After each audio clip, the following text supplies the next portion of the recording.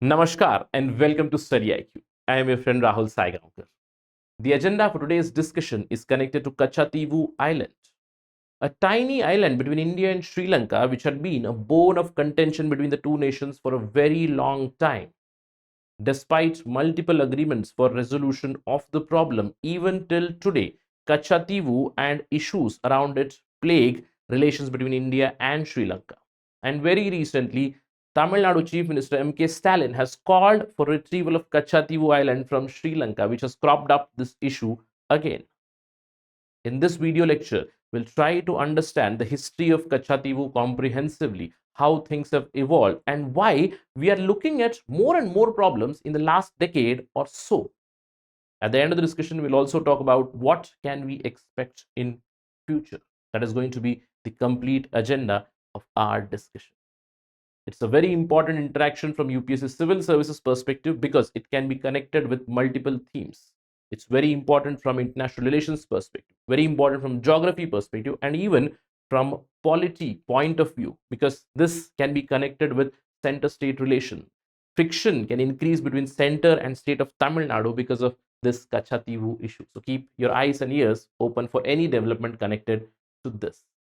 All right, let's begin today's interaction. But before that, there is a small notice for all the UPSC civil services aspirants. Study IQ's P2I program is starting from August 23rd. If you enroll for this program, Study IQ will be helping you, will be guiding you through prelims, through mains, through interview. A comprehensive program which includes one-to-one mentorship, group mentorship, prelims test series, mains residential program. If you clear your preliminary examination, you will be called for Study IQ's residential program where you will be improving your answer writing skills. All this at a very affordable price. Just visit our website. You'll get all the details. Enroll. I'll see you in the class. All right? Right, let's begin. As I told you, our discussion is about a tiny island between India and Sri Lanka, which had been a bone of contention for both the nations for a very long time. Kachativu is a small island located here. This is the Gulf of Mannar, and the division between India and Sri Lanka is the Pak Strait. And after demarcating the international maritime boundary between India and Sri Lanka, Kachativu, after 1974, is under the jurisdiction of Sri Lanka. It's a very tiny island. Its length is approximately 1.5 kilometers, and the broadest width of this island is somewhere around 300 meters. Now, if you calculate the area, it would be somewhere around 280 acres of land for which both the countries had been, or on which both the countries had been eyeing. And it is uninhabited. That means there are no people, but it is very close to both the boundaries. Now, if you look at this particular location, you will understand that from Rameshwaram, this is hardly 33 kilometers. And from Jaffna, it is about 60 kilometers. Very close to both the areas. It is uninhabited. Now, you must be thinking, sir, we have huge population. Why not send people directly to Kachativu and slowly and steadily will enhance our claim? Or why did not we do it to enhance our claim even before 1974? Again, why it is uninhabited? It's geologically, it's relatively new, but there is no drinking water availability on this island. It's surrounded completely by ocean. So drinking water facilities are still not there. And again, not many people stay there. There are very few religious activities which go on this island. But historically, in and around Kachativu, fishing is carried out both by Indian fishermen and Sri Lankan fishermen historically itself. All right. So this is all about the location. Now, the question of Kachativu. I told you, geologically, it is a relatively new island. It is believed that this island was formed in 14th century because of a volcanic eruption. And the earliest known evidences of control of this island were in the next centuries. During the medieval time, it is said that it was under the kingdom of Jaffna of Sri Lanka. But during the 17th century, this particular area, or this Kachativu island, it is said that came under the Zamindari, the Ramnath Zamindari, which was based out of Ramnathpura. Now, if you look at Ramnathpura, it is about 55, 60 kilometers from this particular area. And under the Ramnathpura Zamindari itself, this came in 17th century. And you do know Zamindari is a concept that was brought by British, the colonizers. Later on, during British Raj, it came under the Madras Presidency. It was brought under Madras Presidency. However, you do know that both India and Sri Lanka, they have been colonies of the British themselves. They used to call Sri Lanka was called Ceylon. Yes.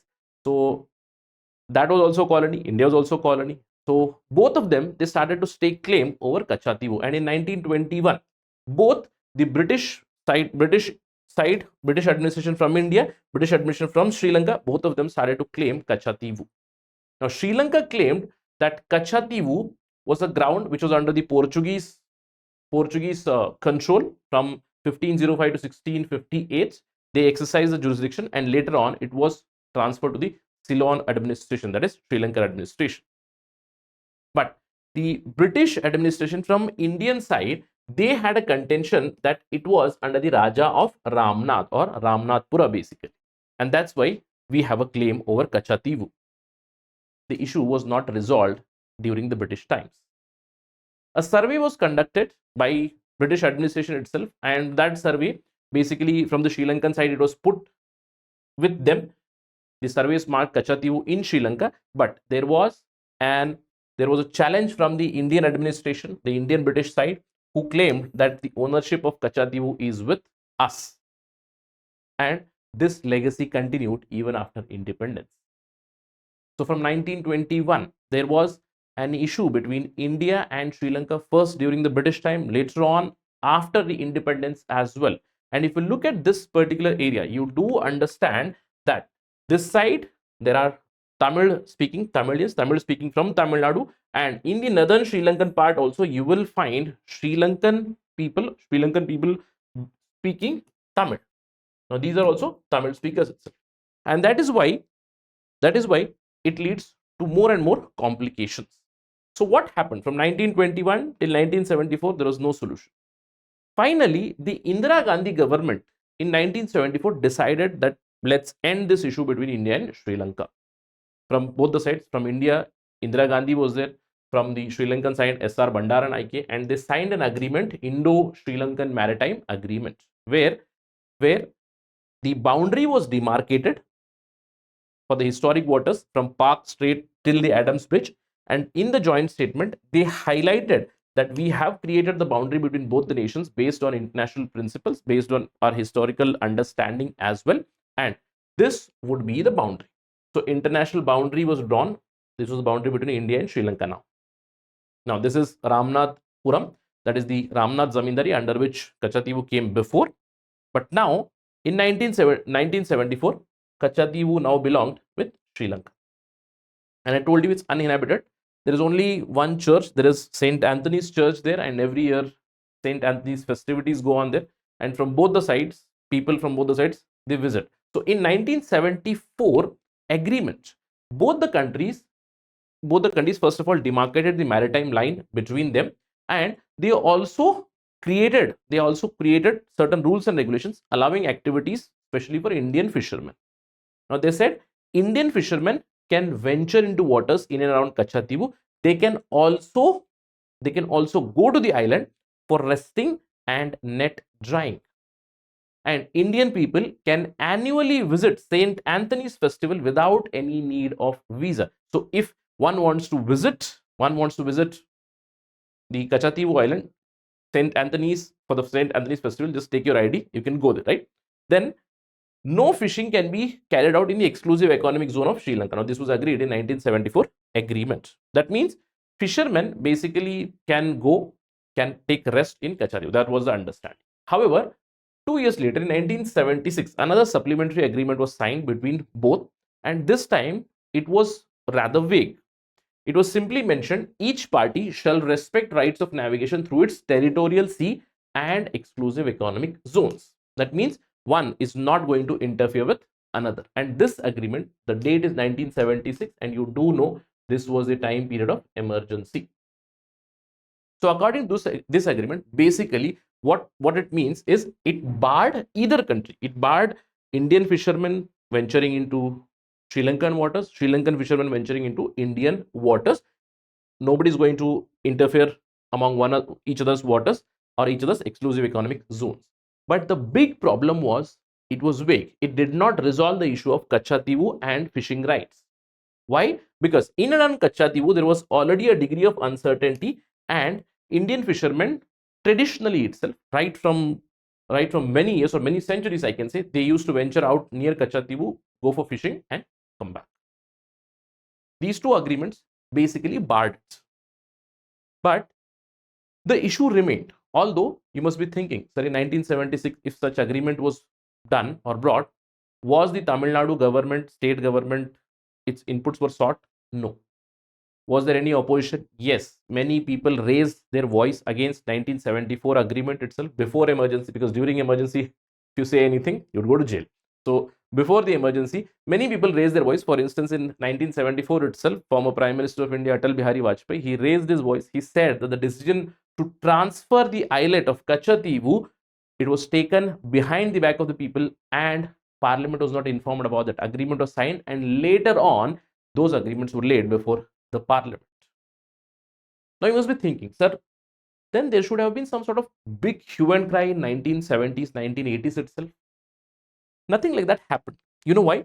Because Sri Lanka itself was embroiled in an elongated civil war. From 1980s till 2009, Sri Lanka was involved in a civil war, LTTE versus the Sri Lankan Navy. It was going on. And during this time, the Sri Lankan Navy, they could not focus in and around Kachativu. Because you do understand, if I simply draw the Sri Lankan map, so this is like a Sri Lankan map, I can simply draw a dividing line like this. Now this area, it has Tamil speaking people, and this area, you do know, it's the Sinhalese speaking people. And let us not get into the Sri Lankan civil war. There are many factors or many reasons behind that, but it led to a long war between Tamilians, that is the LTTE. Different groups emerged. Most prominent among them was LTTE. They were fighting Sri Lankan administration or Sri Lankan Navy. India was also involved in between during the Rajiv Gandhi administration, right? Again, this is considered as one of the diplomatic failures from Indian side, involving themselves in this particular issue. We had to bring back our peacekeeping forces. So during this civil war, Sri Lanka was not primarily focused on the Kachativu island. So what happened was, although an agreement was signed that Indian fishermen are not going to venture into Sri Lankan waters or in and around Kachativu, because now Kachativu belongs to Sri Lanka, but the things continues as very normal. If it's a fisherman, they used to venture out, and during this time, you do understand that India was slowly and steadily developing. Even now, we are a developing nation. So fishermen, they improved their status. They advanced, or they improved their vessels. They were now conducting bottom trawling. That means fishing in Indian waters. Fishing in Indian waters was already carried out, but things did not change during the war. So what happened? Our fishermen carried on. However, after 2009, things started to change. What happened? I told you, Indian fishermen, they became advanced. They brought advanced vessels. They brought advanced nets. They were now performing bottom trawling. And in Indian waters, the fish yield was already low. So what they used to do, they used to venture out towards Kachativu to get more and more yield. But after 2009, after the war ended, now Sri Lankan Navy became active. That's why we see so many issues. Now, if Indian fishermen today venture out in and around waters of Kachativu, they would be arrested. Indian fishermen arrested, Indian fishermen shot, Indian fishermen's vessel were apprehended. They were later on auctioned as well. So many issues came up. So bilateral issue. This Kachativu island, it led to huge bilateral issues, especially since 2009. That is why we see so much of problem. So almost from last decade or so, we are looking at more and more incidences of Indian fishermen being caught by the Sri Lankan Navy. Before that, Sri Lanka itself was embroiled in the civil war. However, we need to understand why there is an issue in recent times. Now, you need to understand it's not a problem from recent times. I told you in 1974, the Indian government, it transferred the islet of Kachativu. I wouldn't say it was Indian territory per se, but it was a disputed territory where some sort of agreement was signed, and Kachativu, it said it now belonged to Sri Lanka. Now, in many of the news reports, you will see some news reports which say that India has ceded space. I told you it is uninhabited island. There was issue on it right from 1921. So India ceding territory would not be, I would say, completely appropriate. To say that would not be completely appropriate. It was some sort of demarcation between the two. But before demarcating, before signing that agreement, Indira Gandhi government did not take any cognizance from the Tamil Nadu State Assembly. Tamil Nadu government, Tamil Nadu State Assembly, even now, right from beginning, they believe that Kachativu Island belongs to India, belongs to Sri Lanka. The waters around it belong to the waters around it belong to India, not Sri Lanka, and fishermen from Tamil Nadu, they have rights there. It has been repeated. The Kachativu, it is said that it was given away without consulting the Tamil Nadu State Legislative Assembly. Now, this is the stance right from before. Two major parties, DMK and AIADMK, they are on the same page with this particular issue.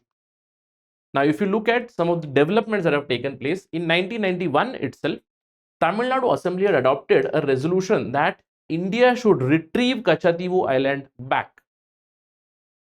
The state government has also tried legal measures, legal avenues.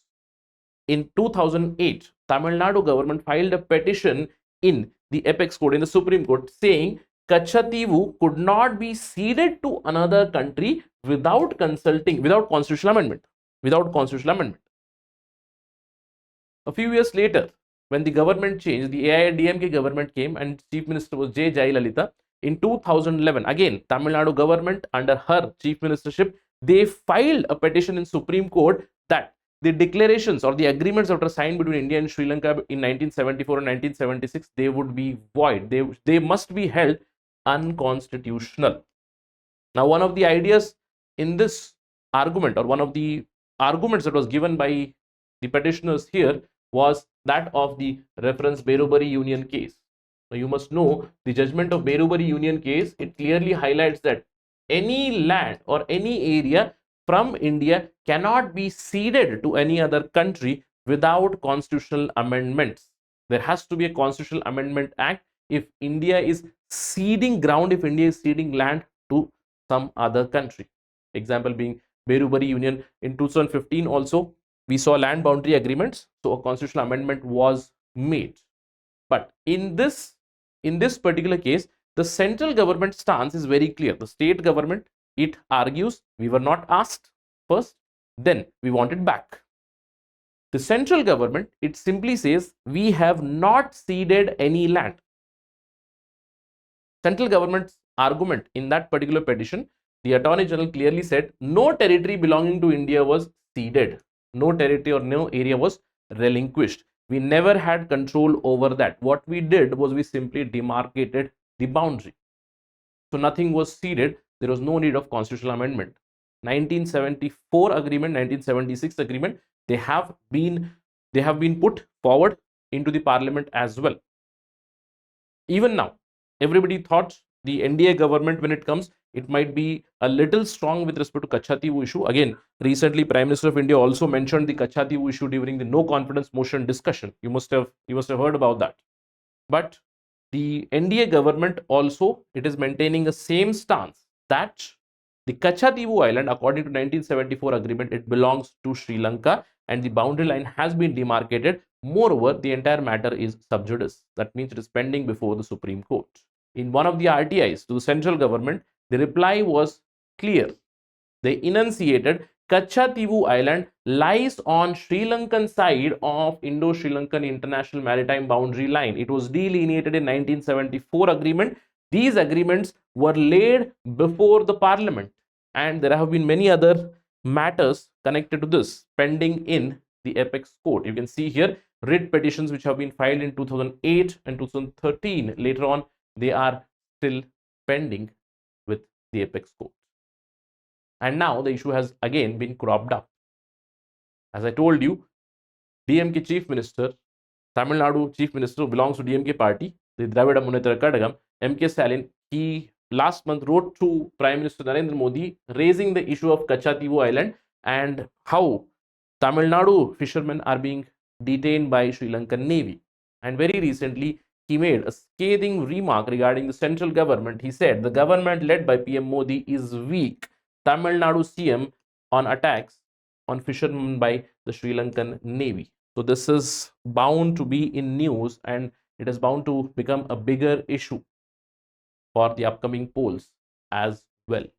So we'll keep an eye on this, but I hope in this particular discussion, you have gotten a good idea about the entire Kachativu Island, how the things have evolved, how things have changed, what is the stance of the Tamil Nadu government, what is the stance of the Sri Lankan Indian government. Sri Lankan government, they don't have any stakes in it. Basically, they say Kachativu belongs to us. So let's wait and watch. In fact, I remember one of the instances where the Attorney General from India, during one of the arguments in the Honorable Supreme Court, he said that now the line is drawn. What can we do? If we want Kachativu Island, we have to go to war with Sri Lanka. That means that's basically the government line itself. Who's Attorney General? Attorney General is the counsel for the government of India. And when the Attorney General says these things, that the line has been drawn, and if we want Kachativu back, war is one of the options. So let's wait and watch what exactly happens. But this is the standing as of now. Keep an eye on this. Again, I told you it can be connected with multiple themes: international relations, polity, center-state relations, and from geography perspective as well. Remember that when I say Gulf of Mannar, I mentioned about Gulf of Mannar. Gulf of Mannar is a part of the Laccadive Sea. All right, so it's a kind of a tricky fact or tricky thing that you need to note, that Gulf of Mannar, it actually is a part of Laccadive Sea. Right? Please keep a track of that. All right. If there is any development on this, we'll discuss it again on Study IQ. That is it in this interaction. And if you like this, you can always follow me on my social media handle @Rahul Sai 222. Thank you again. Jai Hind.